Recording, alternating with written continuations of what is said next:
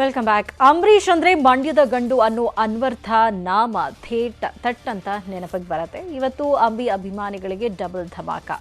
ಒಂದು ರಸ್ತೆಗೆ ಅಂಬರೀಷ್ ಅವರ ಹೆಸರನ್ನ ನಾಮಕರಣ ಮಾಡಿದ್ರೆ ಮತ್ತೊಂದು ಕಡೆ ಸ್ಮಾರಕ ಕೂಡ ಲೋಕಾರ್ಪಣೆಯಾಗಿದೆ.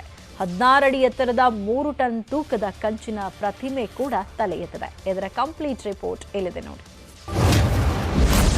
ರೇಸ್ ಕೋರ್ಸ್ ರಸ್ತೆಗೆ ಡಾಕ್ಟರ್ ಎಂಎಚ್ ಅಂಬರೀಷ್ ಹೆಸರು ನಾಮಕರಣ. ಕಂಠೀರವ ಸ್ಟುಡಿಯೋದಲ್ಲಿ ಅಂಬಿ ಸ್ಮಾರಕ ಕೂಡ ಲೋಕಾರ್ಪಣೆ.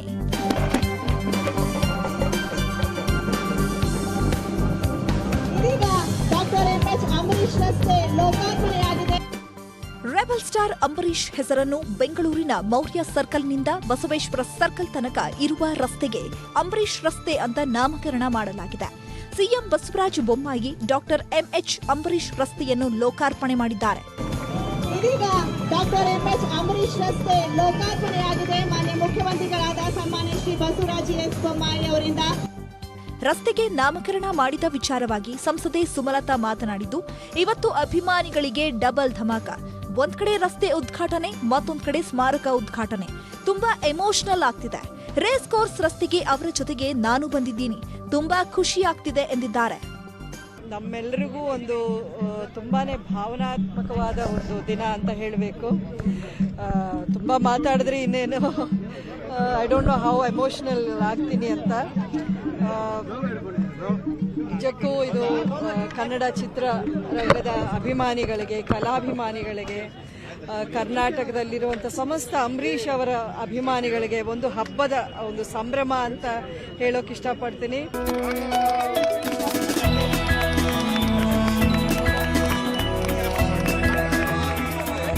ಕಂಠೀರವ ಸ್ಟುಡಿಯೋದಲ್ಲಿರುವ ಅಂಬಿ ಸ್ಮಾರಕವನ್ನು ಸಿಎಂ ಬಸವರಾಜ ಬೊಮ್ಮಾಯಿ ಉದ್ಘಾಟನೆ ಮಾಡಿದ್ದಾರೆ.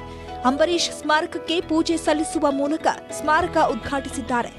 ಕಾರ್ಯಕ್ರಮಕ್ಕೆ ರಾಘವೇಂದ್ರ ರಾಜ್ಕುಮಾರ್, ಸಚಿವ ಗೋಪಾಲಯ್ಯ, ನಟ ದೊಡ್ಡಣ್ಣ, ಸುಂದರ್ ರಾಜ್, ಸುಮಲತಾ ಅಂಬರೀಷ್, ಅಭಿಷೇಕ್ ಅಂಬರೀಷ್, ಭಾಮಾ ಹರೀಶ್ ಭಾಗಿಯಾಗಿದ್ರು.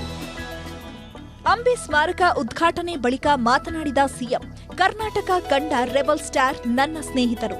ಮೇರು ನಟ ಅಂಬರೀಷ್ ಅವರ ನೆನಪು ಸದಾಕಾಲ ಇರುತ್ತೆ. ಸಾಧಕನಿಗೆ ಸಾವಿಲ್ಲ ಅಂತ ವಿವೇಕಾನಂದರು ಹೇಳಿದ್ರು.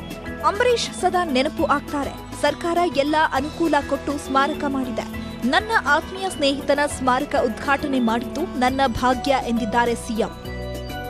ಅಂಬರೀಷ್ ತನಗೇನು ಸರಿ ಅನಿಸ್ತದೆ ಅದನ್ನು ಮಾಡಿದ್ದಾನೆ. ತಾನೇನು ನುಡಿದಿದ್ದಾನೆ ಆ ಥರ ಮಾಡಿದ್ದಾನೆ. ಆತ್ಮಸಾಕ್ಷಿಯಾಗಿ ನಡ್ಕೊಂಡಿದ್ದಾನೆ. ಹೀಗಾಗಿ ಅವನು ಎಂದೆಂದೂ ಕೂಡ ಯಾವ ಕ್ಷಣದಲ್ಲೂ ಕೂಡ ಅವನು ಪಶ್ಚಾತ್ತಾಪವನ್ನು ಪಡುವಂಥ ಜೀವನದಲ್ಲಿ ಒಂದು ಕ್ಷಣವೂ ಅಂಬರೀಷನಿಗೆ ಇಲ್ಲ ಅನ್ನುವಂಥ ಮಾತನ್ನು ಆಳ್ಕೆ.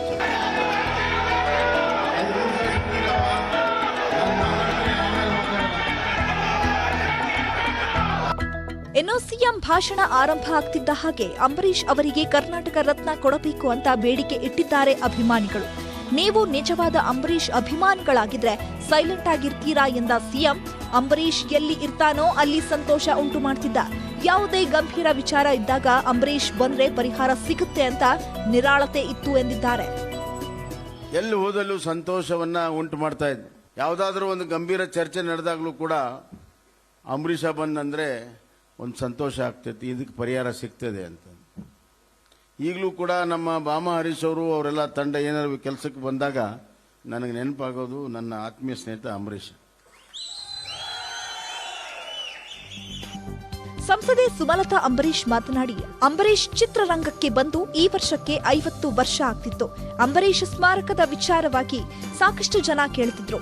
ಸರ್ಕಾರದ ಸಹಕಾರದಲ್ಲಿ ಇದೀಗ ಸ್ಮಾರಕ ಆಗಿದೆ. ಅಂಬರೀಷ್ ಮೇಲಿನಿಂದಲೇ ಈ ಕಾರ್ಯಕ್ರಮ ನೋಡಿ ಖುಷಿ ಪಡ್ತಾರೆ.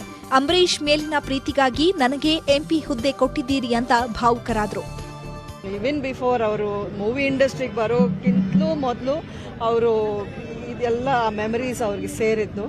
ಸೊ ಐ ಥಿಂಕ್ ಅವರೆಲ್ಲಿದ್ರು ಇವತ್ತು ತುಂಬಾ ಖುಷಿ ಪಡ್ತಾರೆ ಇದನ್ನ ನೋಡಿ ಅಂತ ಅನ್ಕೊಂಡಿದ್ರು. ಕಾರ್ಯಕ್ರಮದ ವೇಳೆ ಅಭಿಯನ್ನು ಕರೆದು ಪ್ರೀತಿಯಿಂದ ಮಾತನಾಡಿಸಿದ ಸಿಎಂ, ಇವನು ಡಬಲ್ ರೆಬಲ್, ಸೈಜ್ನಲ್ಲೂ ಡಬಲ್. ಅಂಬರೀಷ್ಗೆ ಕೊಟ್ಟ ಪ್ರೀತಿಯನ್ನ ಅಭಿಗೂ ಕೊಡಿ ಎಂದಿದ್ದಾರೆ. ಇದೀಗ ಅಂಬಿ ಸ್ಮಾರಕ ಉದ್ಘಾಟನೆ ಆಗಿದ್ದು, ಆಡಿಟೋರಿಯಂ ಕಂಪ್ಲೀಟ್ ಆದ ಮೇಲೆ ನಾನೇ ಉದ್ಘಾಟನೆ ಮಾಡ್ತೀನಿ ಅಂತಾನೂ ಭರವಸೆ ಕೊಟ್ಟಿದ್ದಾರೆ. Bureau report, news 18.